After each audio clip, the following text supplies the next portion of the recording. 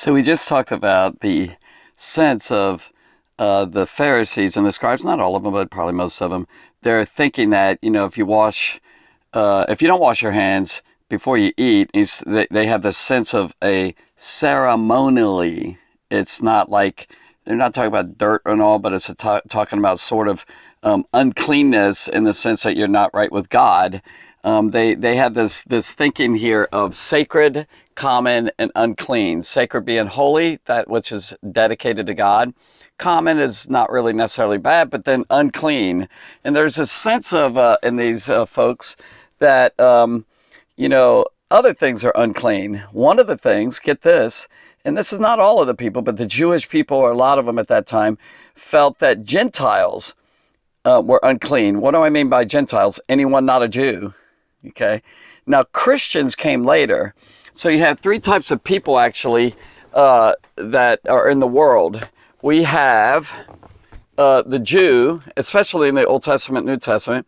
Then we have the Gentile. Anyone not a Jew is a Gentile. And then later, Christianity came because Jesus came. And this is really significant here, and I'm not going to go into it much, but this next story is definitely about this one right here, the Gentile. Now remember, the Christian, he or she comes later, so we can kind of keep her off to the side, or him to the side. But the Jewish person typically looked at the Gentile as being unclean, definitely not sacred and not even common, like neutral, but unclean. And so Jesus, by the way, was getting a lot of flack from these Pharisees and from these scribes, these teachers of the law. And so it's probably why he separated himself. It was like getting hot, like people are really, there's hostility and probably anger rising up and all. And so what Jesus did is he separated himself from them, and he went up north. And if I draw the map of Israel again, I try and draw this all the time. You know what? I'm going to make it different here. I'm going to kind of come down more, further down here. Hope you can see this. And it was like this. It was like a hooks here, and it comes up like this, and it's something like that. So here you have the coast of Israel. This is the Great Sea in the Old Testament, but now it's called the Mediterranean Sea. Sea meaning middle of the land. Meta, and then terrain is land and ground. And it's Mediterranean Sea. And so you've got this.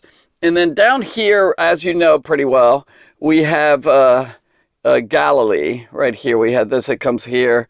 Let me draw this. The Sea of Galilee goes like this, that lake here, and then it comes up, and then you have a little tiny lake here, Hula, and then you have the mountain, the great mountain of Hermon, which is mentioned a lot of times in the Old Testament, and this is where the Jordan River starts, and you have all these, separate. Anyway, so right here we have the Sea of the Galilee, the area. Actually, it probably goes something like this. Okay, and then you have Jordan River. This probably should be a little bit lower here. There's Galilee, okay? So that's where Jesus preached and taught and did miracles, mainly in that area. He also did it down here in Judea and all. But, and then you have this area. This is called Phoenicia, okay? Right here. That's all this area right in here. It's just above Galilee, and actually it probably comes down into Galilee area. So you've got, maybe that's not quite that far. It's probably something like this, right almost along the coast. And you've got this area here. Now, Jesus went north. He went up this way. Okay, so he went up that way. And he's getting away from the Pharisees and all. And he wanted this area where two major cities were. The first one that was like way back, it's mentioned in Genesis 10, is called Sidon, okay, here. And then we have another town underneath, 25 miles this way.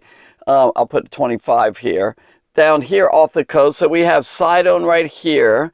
And then we have, actually, it's probably right on the edge, actually. I don't know if you can see that dot, right, probably Sidon. And Tyre, or Tyre, which is right here. This is about like here. This is Tyre. There's that one. And then, by the way, that is 35 miles If you go down here to Mount Carmel, which is about here, there's Mount Carmel, which we'll get into that story later with Elijah. But anyway, here's these two towns here. Now, as he's coming up here, he met, or a woman heard that Jesus was coming to that area. She was a Gentile. She was a Greek. She was described as a Syro-Phoenician, putting this Phoenicia here area. She was a Syro-Phoenician woman. And she had at least one daughter. Her daughter was being vexed or troubled by a demon spirit, an unclean spirit, a foul spirit was really demonizing her and tormenting her. I don't know what that was, what the symptoms were and all. I'm very curious about it, but the Bible is silent on that. Demon powers are real. There are really evil spirits. I know because I've experienced them a lot with attacks and all. And they can do all sorts of things. Mentally, emotionally, they can mess with you. They mess with the body. But thank God for Jesus. Jesus came to set people free. So this is what happened. She came out of those coasts and met him somewhere. She heard about him. Word spread like big time. And she heard about him. She's already heard about him, I believe, earlier. And by the way, people, the Bible does indicate in different places in Matthew and others that people came from way up here down here. So she has heard about Jesus, and somehow she got wind or got word that he was around. He was coming up there. She went straight to him, a beeline, right to him. And as she came close to him, she fell on her knees. Now, this is what it says in actual Mark 7. It does say she fell on her knees here. You put the parallel stories, the Gospels together. And she was trying to get to him, and she kept saying, have mercy on me, Lord, have mercy. No, she said something like, Lord, have mercy upon me, son of David. I'm not saying that quite right. I know this passage too. Let me see if I could get this. She said, have mercy on me, O Lord. There it is. Have mercy on me, O Lord, son of David. Two titles. Lord, son of David. What does she mean by son of David? Well, if you've been listening, or if you've heard some of my previous videos, son of David is indicating that she knew that he came from that line of King David 1,000 years before. And that's really, in my opinion, she recognized him. Most people didn't really recognize him. They didn't really realize him. The Pharisees and scribes sure didn't. And many of them in that day didn't. She recognized right away. She had some insight. She probably was really maybe a seeker of God or something. That was a Messiah term. Son of David is saying, you're the Messiah. She also called him Lord. Wow, that's significant. Of course, Lord, by the way, can be just used in different ways. Lord could be sir. If you said sir, I mean, that's how they said sir at that time. But when you put Lord and son of David together, I think she has an insight here. It's falling down and worshiping him, it says. So, excuse me. So she said, have mercy on me. Now, what's fascinating, there's nothing like this that Jesus ever did. At least, you know, in our records, there's all sorts of stories we don't know about. It wasn't recorded. God made sure that we got what he needed for us to see some stuff. And this is a great, great story, one of my favorites. It's a lesson to the disciples. He's going to show some stuff. A lesson to her, excuse me, and a lesson to you and me. So she said, Lord, have mercy on me, you know, and he ignored her, or he spoke not a word. He did not answer her. And I don't think she was right there by him. I think she was a little bit of his ways, but he heard her and he literally was silent and did not respond to her. Very cool. Well, evidently she kept doing it. Lord, please have mercy. Son of David, have mercy. Just kept crying out. And he sat there silently and not responded. Well, the disciples, they said, Lord, send her away. Like, I mean, I think she kept doing it and just really was persistent. And the disciples said, send her away, for she cries after us. Like, she's driving us crazy, is what the Message Bible says. I love that. I'm like, this is crazy. Get her away. Like, she keeps bugging us, and she wouldn't quit. Now, this is very significant for you and me. Don't quit praying. don't quit going after God. Don't quit reading the Bible, but going after Jesus. She wouldn't stop. She was after, deliverance and freedom for her little girl. This is great. And so he said this. He said it, and I know he said it for her to hear, not so much them. He said, I am not sent but unto the lost sheep of Israel. He's saying, lady, he didn't say that directly. He's just kind of said it out, for her to hear. I love Jesus. He said, I am not come but for the lost sheep. In other words, he's saying, my mission, my calling at this point in my life on the earth is to the lost sheep of Israel, to the Jew. Jesus came to win everyone in the world, but first the Jews. And by the way, I love that. It reminds me of Romans chapter 1, verse 16 and 17. Paul said that first, the Jew first, and then the Greek or the Gentile. And so he's saying basically, my mission is to go to the Jew, not the Gentile. Now, you know what he's doing? No doubt in my mind, he's testing her. He's testing her. He's really saying, come and get it. But, I'm going to just play it off, but he's also sharing all sorts of stuff with us as an audience and all. And he wants to make sure people know that God sent Jesus first to the Jewish, because the Jewish people was where the promises were given. And it was Israel that was told about the kingdom of heaven coming and all that, all the things in the Bible. Then came she in, here it is, worshiping him, saying, no, in other words, I think she got closer. This is where she may have fallen on her knees here, what Mark mentioned, Lord, help me. Now, those three words, I have said that maybe thousands of times. I say it all the time, Lord, help me do a good job with the kids I'm working with. Help me do this, help me do that. Oh, Lord, help. I say that all the time. Oh, I love it. And those three words are so good. They ring so much in my heart. He knows how badly we need him. Do you know how badly you need him? And do you pray a lot, Lord, help? Like if you're a child, you can pray, or a teenager, Lord, help me in my test. Help me with the neighbor who keeps bugging me. Help me with this, help me with that. Help me to live right. Ugh, get emotional. So I love those words, sweet words. And so this is what Jesus did.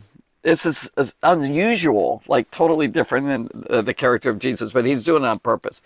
Now, this is where it gets really interesting. Hold on now. Be careful here. Listen to what he said. Now, remember what he just said about the Jews and all. He said, that's where I'm going. God sent me to this. I was sent for that. He said this, it is not fitting, it's not meet to take the children's bread and give it to dogs. Give it to the dogs. He just called her a dog. Now, don't take this wrong. This is what was very popular in that day. They were counted as, by a lot of the Jewish people, the Gentiles were counted as dogs. Like, just dogs. They're less than what you should, be.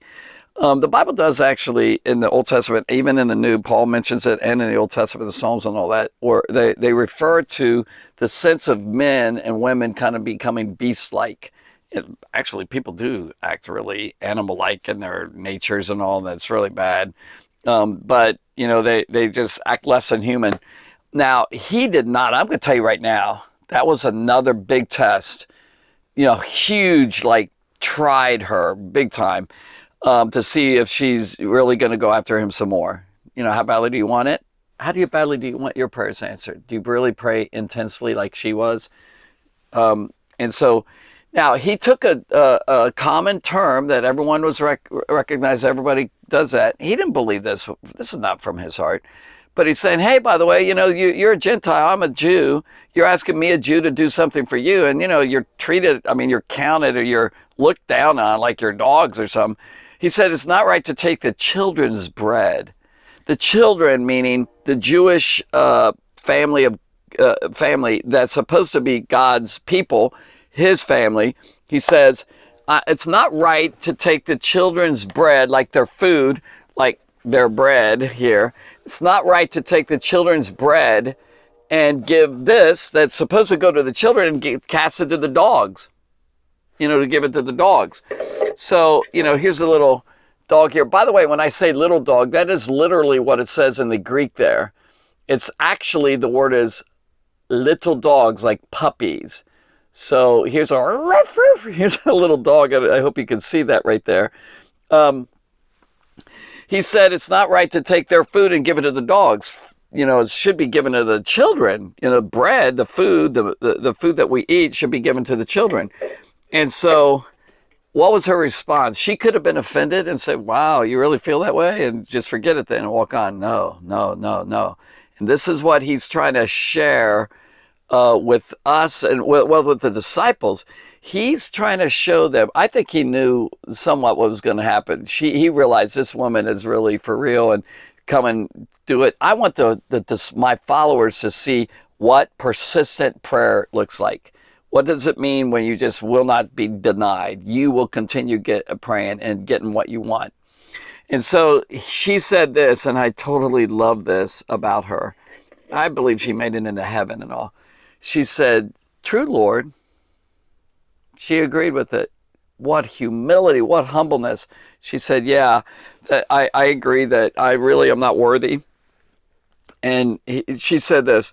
She said, truth, Lord, yet the dogs, even the dogs, or still the dogs, eat of the crumbs which fall from their master's table. So this is the dog that he's referring to in her, that it's not like one of those wild dogs in the streets or in the wilderness areas. No, this is a house dog. It's a pet. And she said, even the dogs eat of the crumbs. So here's bread here. I don't know if you can see the crumbs. Like, see this? Crumbs? Like crumbs like this. Can you see it falling? The little pieces of crumbs. So, a lot of crumbs here. Can you see the crumbs right there? Yeah, there you go, right there. So even the dogs eat of the crumbs from their master's table. That is so loaded. Oh, I could talk about this for a long time. I'll make it brief, but try and get it, please. Like, this is so good. First, she said, "Yep, I'm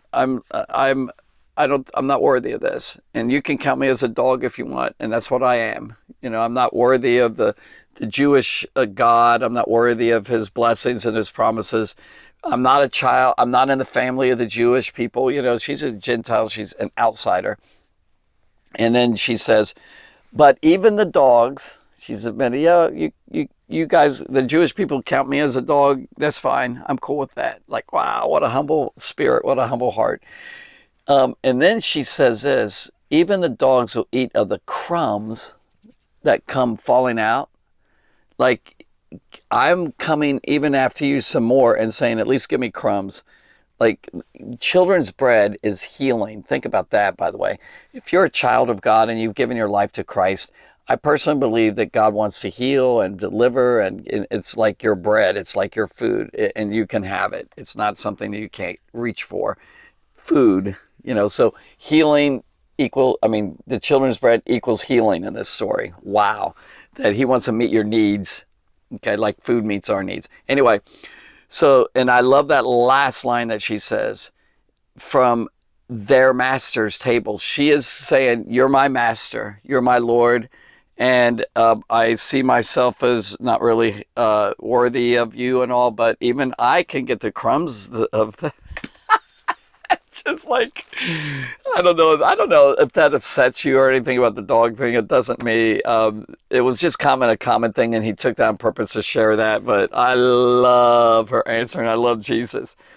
And it says, then Jesus answered and said unto her, "O woman," "Oh, woman, oh, wow." Like, "Oh, woman." He didn't just say woman, he said, "Oh, woman."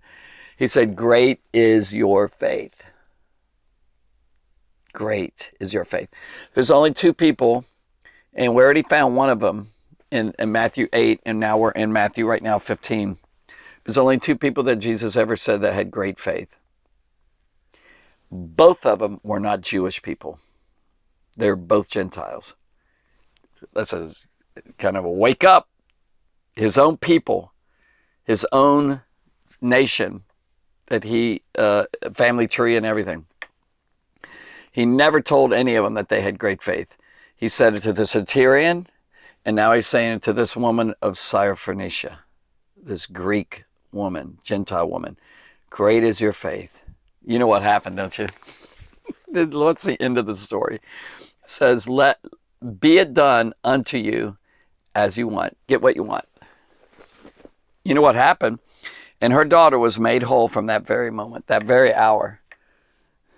She turned around and went back to her home, wherever her I don't know where her daughter was.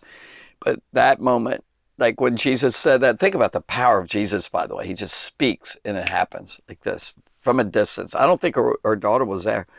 Demon powers obeyed the word of Jesus from a distance. Think about that. That'll get you to realize what your prayers can do. And she turned around, walked away. She didn't ask anymore, and she didn't question it. She got it. Great is your faith. I want to mention in these last moments, a few things. Humility, lowliness, not pride or arrogance or conceit or thinking you're so special or whatever. And you are special, by the way, to God. But still, just a humble attitude, not taking offense, not being offended. Just sweetheart of a lady. Wow. I can't wait to talk to her in heaven. I believe she probably made it there. I want to sit down and say, tell me the story again. And then what happened is she got it. And faith comes from a humble spirit. And here's the other thing. She wouldn't quit. She believed that if she kept going, she's going to get it. Because she recognized Jesus, Lord, Son of David. You're the Messiah. And she's heard about these miracles. She probably said, wait, if he's done it for others, he can do it for me, and my daughter really needs help. And that demon got out of her and left her. Just made him mad, and the demon left her. So I had to go. The power of God came on that little girl. Love to know how old she was. Could be a little one, could be a teenager, maybe a young adult. I don't know. But I think I get the feeling it's a daughter. You know, I mean, she's a daughter, but her child, which is probably younger. But anyway, regardless, Jesus delivered her.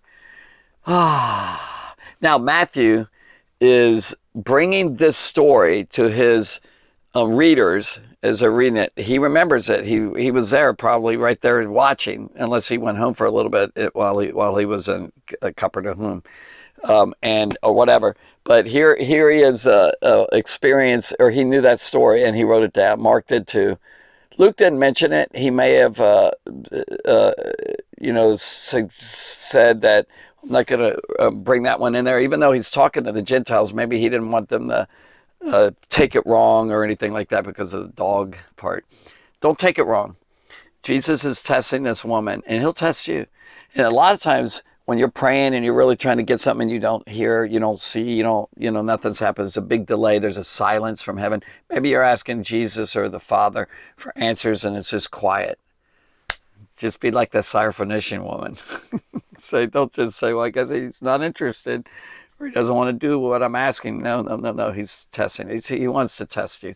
So go for it. Be a person of great faith. Amen. Thanks for listening.